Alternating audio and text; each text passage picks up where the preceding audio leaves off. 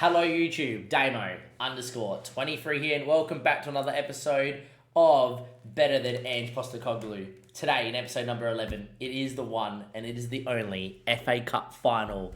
And in season one, we have a chance to win Spurs' first trophy in a very, very long time. If you have been enjoying the content, please give it a like, subscribe to the YouTube channel. Without further ado, let's go into the episode. It's a big game. It's Wembley. We obviously love every fact of that as well. If you didn't watch out last episode, spoiler alert, it's on screen. We finished third in the season. Something that if Ange does in real life, he would be a very happy man.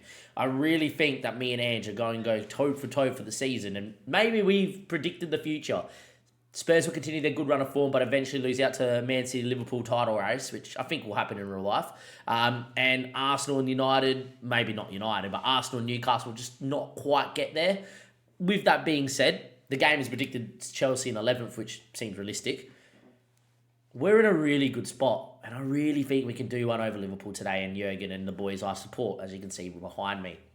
Now, let's go into the actual bit of the, not history, but a bit of, the background before the game. First thing first, payroll turnover. We're the second cheapest in the league here. We have a very, very good percentage of turnover there compared to everything else. 34% salary and turnover because of the transfers that we sold, etc. Nearly as better than Sheffield, and Aston Villa have spent a lot of money this year, so have Fulham as well. Let's go and have a look how we've gone for the season in the FA Cup. Let's have a look at our cup run before we look at Liverpool. Grimsby we knocked off. We actually needed a replay against Plymouth during a very poor run of form, but we got through. Knocked out Chelsea, pumped Fulham. We were comfortable against Norwich, who scored in the 93rd or 2nd minute to get a goal at Wembley. Good on them. And we got Liverpool in the final. Liverpool themselves finished top. They won the Premier League, even though they did lose to Palace on the final day. They got knocked out in the Europa League quarter-final by Atletico Madrid. 100% they dominated and drew 0-0, right? Sort of. Atletico had 63% of the ball. That's not like Atletico, but there we go. Anyhow, outside of that, a very good strong run to the end of the season. Bar Palace has won Liverpool the title. In terms of their FA Cup run, let's go see who they've knocked out in order to get here. They knocked out Bristol, beat Newcastle in the 4th round, pretty big tie. A goal fest versus Preston, which finished 6-3, 9-goal thriller. Knocked out United in the big derby, the Northwest derby, and beat Birmingham, championship side Birmingham, in the FA Cup semi-final 2-0. They are, of course, a very strong side. In terms of the actual transfers that they've made, outside of the other boys here, they've only made one real signing there, and that's Monchu, who comes in real life. Monchu comes in real life, and it doesn't come in real life. Monchu came in and got loaned out straight away, which is fair, and I don't think they've really done much else. They sold or loaned out Nat Phillips, loaned out Badgertech, loaned out Ben Dodak, who, if you have not seen, he looks fantastic. But yeah, outside of that, there's nothing else really to write about there with Liverpool, and they're a very good side. For us, our team picks itself, but there is one man that has a chip on his shoulder and is playing for a spot next year. Maybe not to be sold, but playing for a spot. As you can see here, we have got 77 million to spend and very, very big available wage. Also, there's a few lads that we are planning on selling. The likes of Eric Dyer still worth about 35 million. That's a lot of money there. There's a couple other lads that we could probably sell on, like Solomon, Brian Gill, who still got very good value. So there's a man in this starting 11, and his name is James Maddison, that we need to see a performance from today. If you look at Maddison's form, it is a woeful at the moment. Mazzala on attack has not worked for him. A couple 7s, but a lot of 6s. No real dominating display, and everything else has been, outside of that, not particularly great. We tried him in the centre mid on attack role. Today would be the last game of this experiment, at a role that was so overpowered. Mazzala on attack and centre mid on attack was so overpowered the last couple of years. We have not seen anything from him. I have someone in my chat, Berger, who's got a centre mid on attack that scored 15 goals this season, and he's not that good. But yeah, nothing happening for Maddison. 6.5 last game, 28 completed passes and 43, so I don't understand what's going on here. I'm tempted to almost start limiting his creativity and like telling him to, shoot less and take fewer risks because he gives the ball away so much, but you can't really limit the creativity of a fella. And hopefully he has a good game today. Outside of that, this team on paper is probably going to be your team next year, bar a couple of positions. Vicario, nailed. Porro, nailed. Romero and Mickey Van de Ven, nailed and fantastic. Udogi, as much as he's good and has got potential, we could potentially, with the money we've got, buy a world-class left wing-back inverted wing back, will train a world-class centre midfielder to play there. Basuma, Bentancur, and Madison, obviously, we just spoke about. But Basuma, Bentancur ticked. Kulusevski's had a worldie of a year, 11 goals, but a lot of assists this season as well. 10 assists, 18 returns. Very, very good. Heung-min Son came second in the Golden Boot with 16 goals. Haaland scored 31. Very, very good. And Tammy gets the nod, who, of the last month and a half, has looked very good. And it's more that he's coming accustomed to the injury. With that being said, your bench for the FA Cup finals, Michael Coyote is fantastic. Ashley Phillips, we outlined last episode. Kylian Sedilibia. Dario looks outrageous. Olivia Skip, pretty good. If Madison doesn't play a good game, Papa Matasar is going to get loaned out. Madison will go to the bench, and I will be buying a midfielder. Talisca's been world-class. Dyer's made the bench because Gunotto's cup-tied, and Eric Dyer might get some minutes to farewell the Tottenham faithful. And Brennan Johnson, a man who scored 13 goals this season. That is correct. Brennan Johnson scored 13 goals this season, 10 in the league, 7 assists, 17 goal contributions, 20 goal contributions all season. His first year at Spurs, you've got to remember, in those first few months, he did not score a goal. It took him to December to score. Has had a pretty good time of it as well. So the team is in a really good spot. Let's see what we can do here against Liverpool Football Club. Give it a like, subscribe to the YouTube channel. It is Wembley for an FA Cup final. Let's see how Liverpool have lined up here and how full strength they've gone. I would go very full strength. They've got nothing else really to play for here. He's got to take everything in his stride. I don't know about listing Marco Antonio. Nigel Pearson's in charge of West Ham now.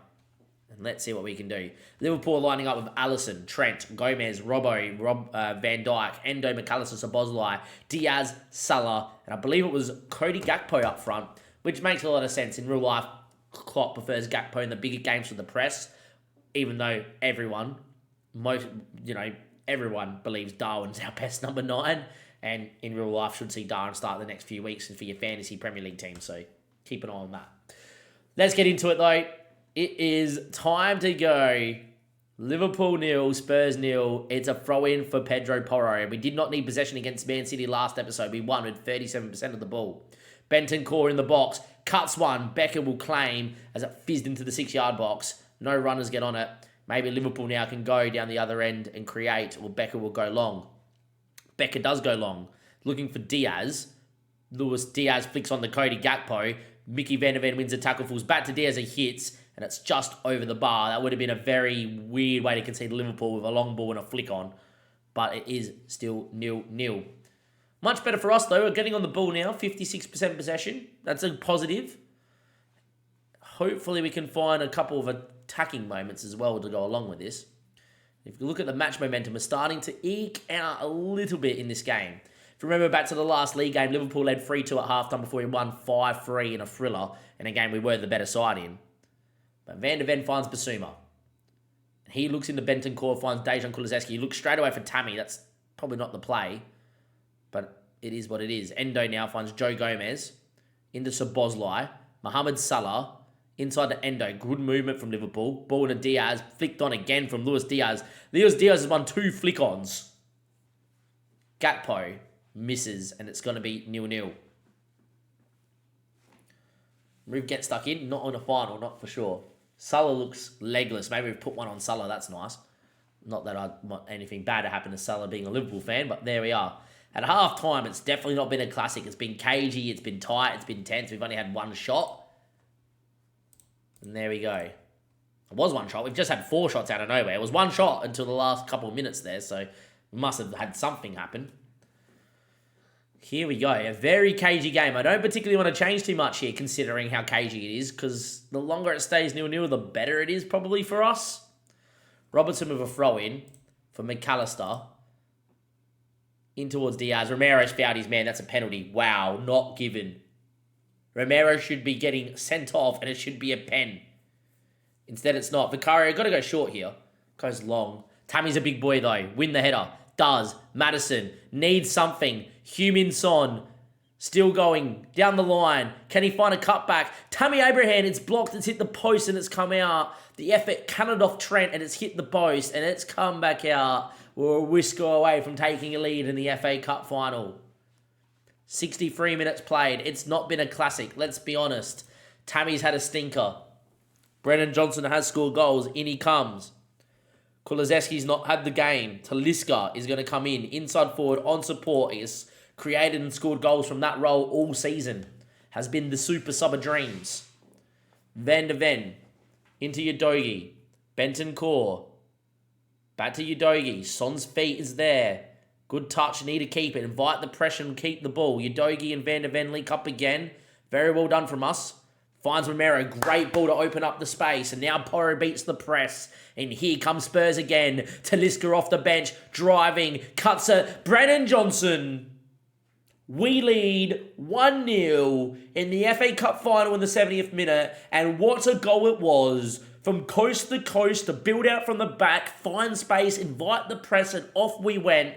We have got through the Liverpool lines, and Talisca off the bench yet again has found Brennan Johnson, and the two subs combined to lead us in the FA Cup final. A bit of a tactical masterclass. Let's go. Time ticks away. Things are still going very well. Udogie's picked up a bruised shin. Bring him off for Killian. Maddison yet again is getting absolutely pummeled. I'm going to bring in Olivia Skip. I think I have to bring in Olivia Skip here, and he's going to go in as a ball-winning midfielder or a box-to-box midfielder and just be a little bit more defensively minded. Mickey Van der Ven's not 100% fit. Knows a stud in the run like no tomorrow as well. Look, let's leave it as it is. Make those changes there that we've made. 80 minutes played, time ticks away. A clean sheet, which we've kept a few of this year, puts us into Glory Town. Going to tell the boys to start wasting some time frequently, but not change too much of the else of the system. Time ticks away. Need to make a time-wasting change. There's not really time for sentiment here and take off Mickey Van der Ven, is there? But Eric Dyer, look, you've been a pretty big player for Spurs in real life. So there you go, Eric. You're doing that. That's a time-wasting change. In the 90th minute, we have a time-wasting change of Eric Dyer for Mickey Van der Ven. Time ticks away here. We are FA Cup winners in Season 1 versus Liverpool. Nowhere near a classic. A cagey sort of fair. It usually is in big cup finals. You usually see a cagey game. We nullified Liverpool. The goal was worthy of winning a cup final. Let's be honest. It was a beautiful, well-worked goal. And in the end, it is going to be Liverpool 0, Spurs 1, and it is glory and an FA Cup trophy in Season 1. And well, Ange Postecoglou, are you going to do better than that? I'd actually like to see it, as long as it's not against Liverpool in an FA Cup final in real life. I'd actually like to see him do it being an Aussie myself. If you have enjoyed Season 1, give it a like and subscribe to the YouTube channel, of course. The goal of the Sabres to do better than Ange, we have. But the goal of the Sabres to do better than Ange than more than one season.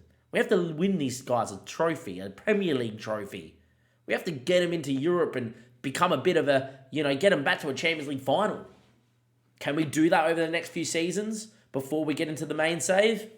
Stick around and subscribe to the YouTube channel. We're live on Twitch. We just play this game over on Twitch. You guys can come follow all the action live as we generally stream most nights.